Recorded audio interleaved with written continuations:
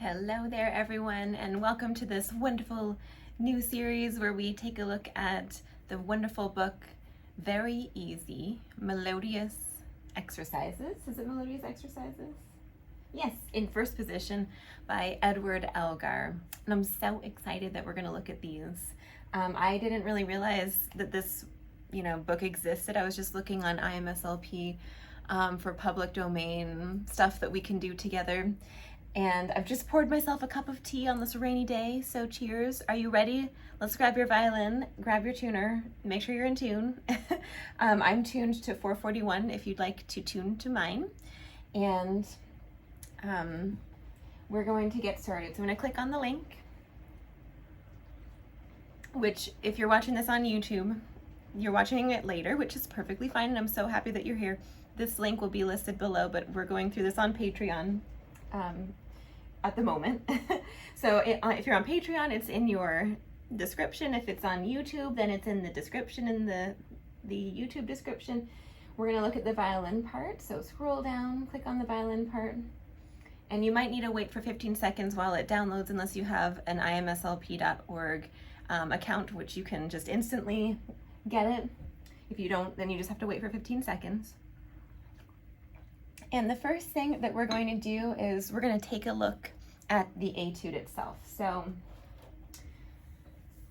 it says andante at the beginning. So andante is kind of a slowish speed. I always think of andante like you're just kind of just meandering, about 72, right? 1, 2, 3, 4. So it's a slowish speed. There's some other things on the page here for number 1. Actually, it's not called number 1, it's called A. So Etude A. We have piano, which is P. We've got this little P here, which is piano, which is very quiet.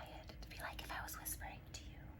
And then we've got this little crescendo and decrescendo. Crescendo gets louder, and then diminuendo gets quieter, or decrescendo.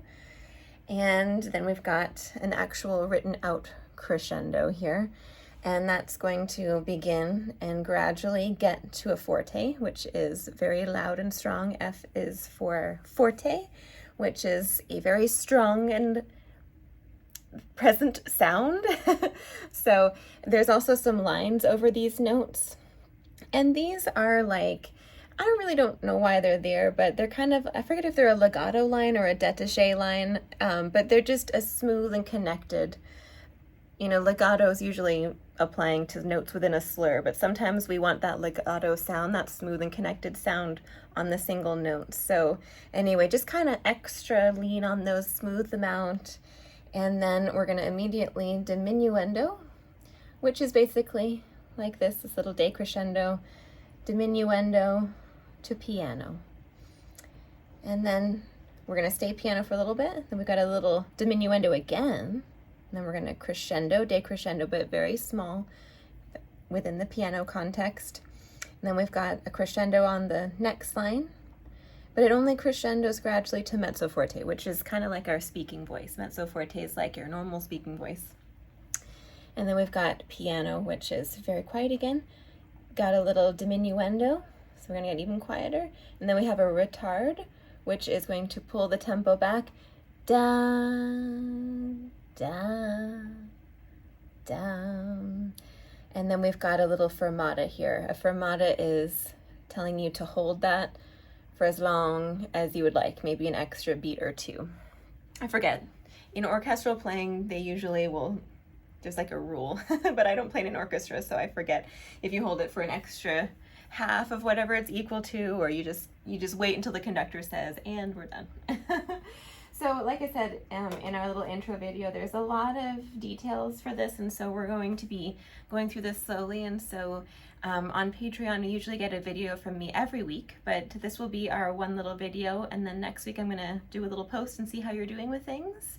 And then the third week we will move along to Etude B. So we'll be here for 2 weeks on this little etude here. So a strategy this week, just focus on the notes. Next week, see if you can do some of these details with me, and I will explain them as I'm doing them. So we'll just go right on through this one. And one more little sip of tea. This is the Rubiose tea. Rubiose is so good for you. It's how I stay so young and beautiful. I'm just kidding.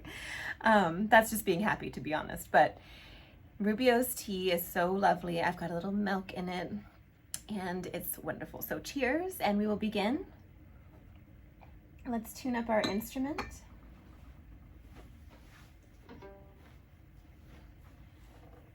And like I said, we're tuned to 441 today. So my tuner is right here.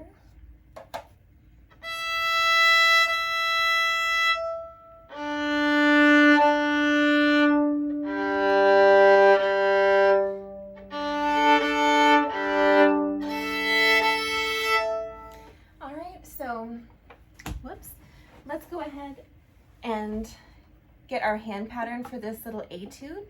We're going to be in the low 2 hand pattern, and I'm also going to put my metronome on 72.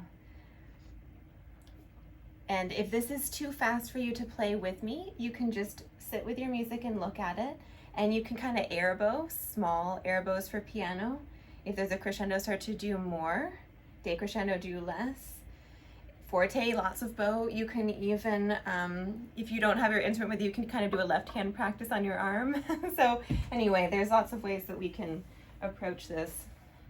I forgot to put my rubber bands on the shoulder rest, so it keeps falling off. So let's begin.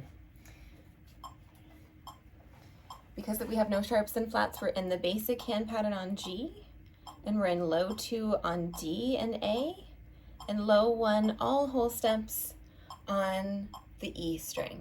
All right, so the metronome is at 72.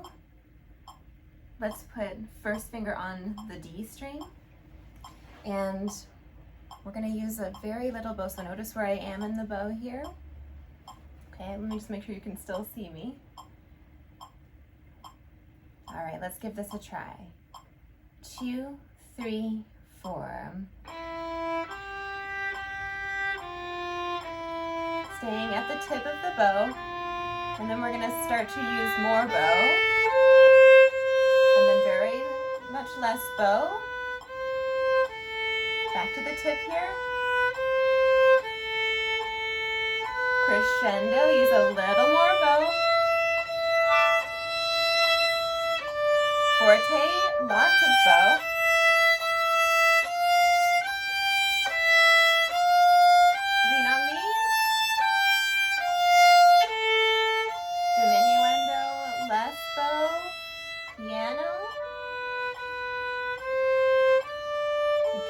I'm at the tip again. Diminuendo. Crescendo.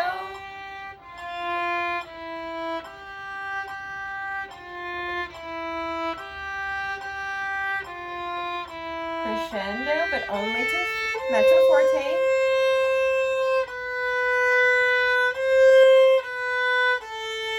And then suddenly piano. Quiet. Retard, and let's hold this one as long as you can. All right, so that was our first little run through. There's lots of things to do with this one. So let's take another little look through it, and we're going to start in the very beginning without the metronome. Let's make sure you've got your bow in that upper quarter here. So let's do the first measure, okay? 2, 3, 4.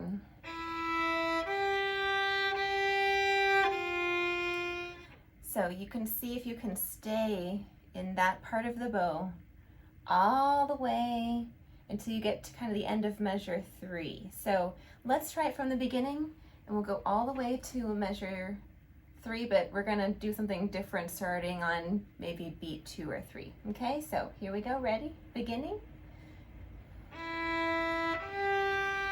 Stay at the tip.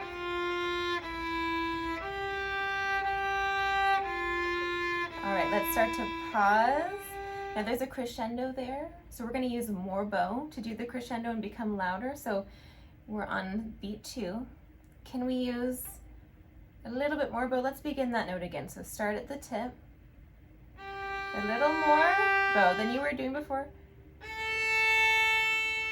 And then more bow.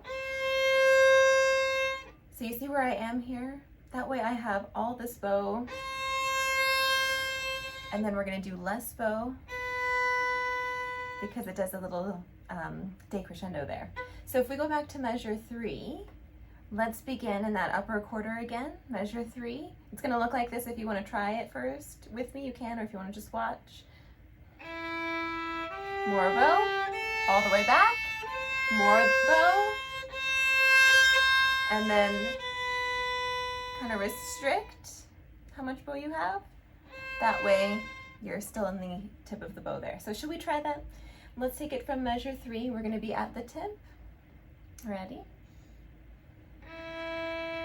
Little more bow, back to the tip, all the way maybe to the middle, and conserve your bow. And stay at the tip there if you can. Okay, so let's go back to the beginning of line 1 there, and we're gonna see if we can get all of these little details. So here we go, starting in that upper little quarter of bow, and I'll put the metronome back on. Let's go just a hair slower. We're at 60 now, just a little bit slower. Stay at the tip. See if you can add a little bit more for the crescendo and then conserve for the decrescendo. Here we go. Just line 1, 2, 3, 4.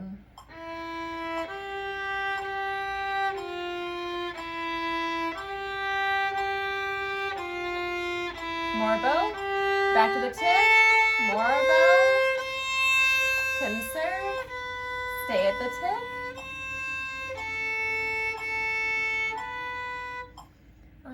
How did you do? It might need a little bit of practice. Let's do line 2. So line 2, what we're going to do is start quietly. So we're going to stay at the tip here, and then we're going to start to lengthen the bow little by little. Every up bow, use a little bit more bow. On the down bow, get back to the tip. A little bit more up bow, and then all the way back to where you started. That way you're eventually using the whole bow for the forte, and then we're going to sustain the forte all the way to the end of that line, and we've got those extra little emphasis potentially notes on the last measure of that second line. So let's try this one together. We might just be able to hop in, but if you want to watch, you can. So let's put our bow at the tip. We're on line 2, 2, 3, 4.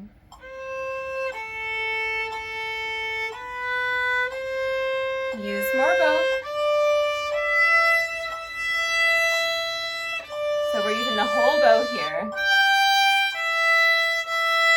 The whole bow.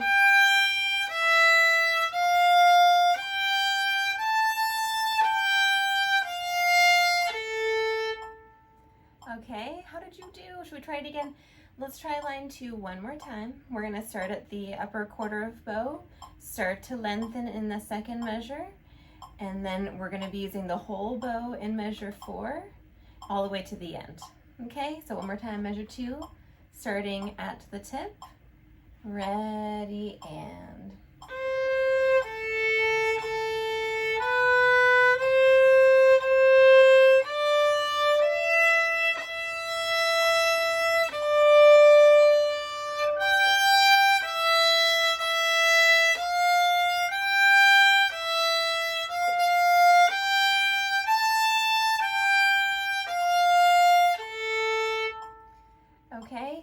so when we start line 3, we are going to hit a diminuendo, but we're at forte. So we need to go very rapidly within one measure from forte to piano, just in one measure, because the second measure is the piano, which we stay at for a little while.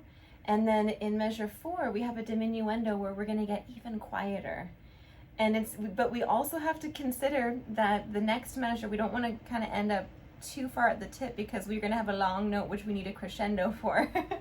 So in measure 4, let's see if we can kind of plan ahead and get our bow perhaps to more in the middle. So we're going to, when we get to the piano, we'll be kind of potentially at the tip, but see if you can kind of gradually make your way to the middle so that when you have that long note in the second to last measure, you have enough bow to hold it. 1, 2, 3, right? But you also have to crescendo, so we actually have to put on the bow speed. 1, 2, 3. And then we have to diminuendo immediately after that for the beat 4. And then we're back to the tip. So let's give this one a try.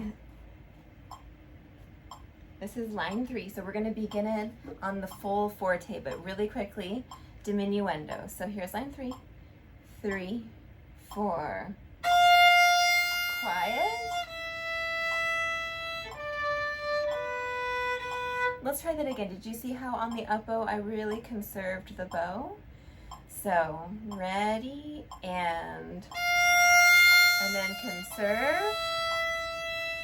We're at the tip for the piano, but make your way to the middle. Even quieter. Crescendo. Decrescendo. All right, I think I misread one of those notes there. So anyway, you see what I mean? Like there's a lot of details with the bow on this one. Let's try line 3 one more time, and then we'll go on to line 4. Okay, so here's line 3. Ready and forte and conserve.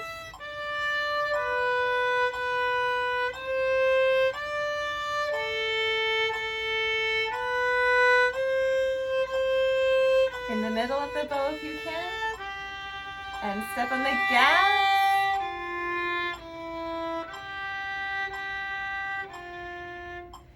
All right, and for those of you that maybe want to try another effect rather than bow speed, or it can be speed and this as well, you can change your contact point. So if you need to be quiet, you can move further away from the bridge. If you want to get louder and brighter, you can move closer to the bridge and it'll give you a brighter sound. So you can use the contact point as well as bow speed to help you achieve these dynamics. All these little details. You could also take some of the hair off if you're going to play piano. So just using very little bow, or little hair, I should say. So bow speed is really just allowing you to change how much bow you're using within a beat. If you have a fast bow speed, you can use a lot of bow within a beat, right? If you have a slow bow speed, you're using very little bow within a beat. So the bow speed pertains to how much bow you're using. Okay, let's go back to the last line. The last line is very complicated. We're going to start piano on line 4, which means we're going to be up here at the tip. We're going to crescendo, but only to mezzo forte. So maybe we'll just be in that upper half. Stay mezzo forte.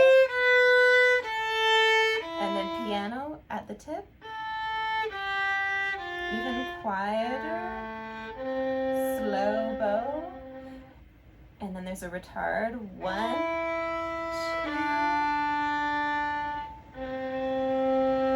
And a very gentle landing on that last note. Okay, because we don't want to do. So the string crossing is a bit tricky there. All right, so let's give it a try. Here's line 4.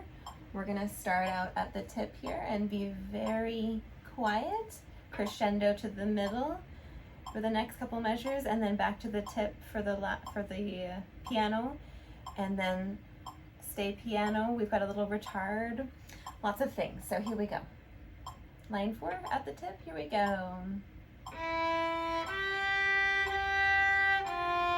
More bow, but only to mezzo forte, maybe to the middle of the bow, and sustain. Stay at the tip. Getting quieter. And hold. All right, so I'm going to play through this whole thing and see if I can be really clear for you where I am in the bow. When I played it through at the beginning, I might not have been as clear. So let's try. And for you in the future, if you want to just see where I am in the bow with everything, if you need a reminder, you can just you know, fast forward to the end here and you can see the show. So here we go. I'm going to put the metronome back at 72 because that's kind of andante in my mind. So at the tip, 2, 3, 4.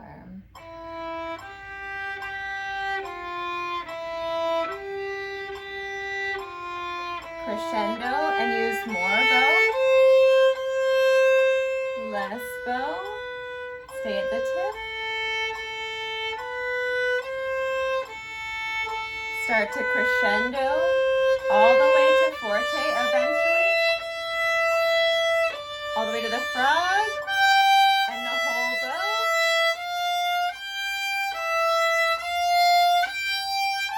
Lean on those ones.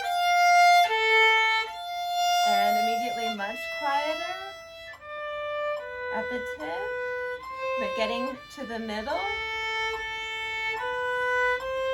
A little bit quieter. Crescendo. We're at the tip here. Crescendo, use more bow.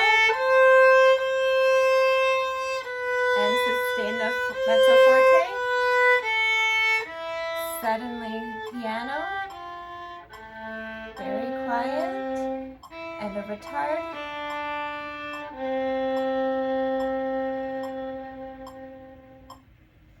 All right. Oh my goodness. So that's it for our little practice session together. And for those of you on the viola, I will see you very soon. Cheers.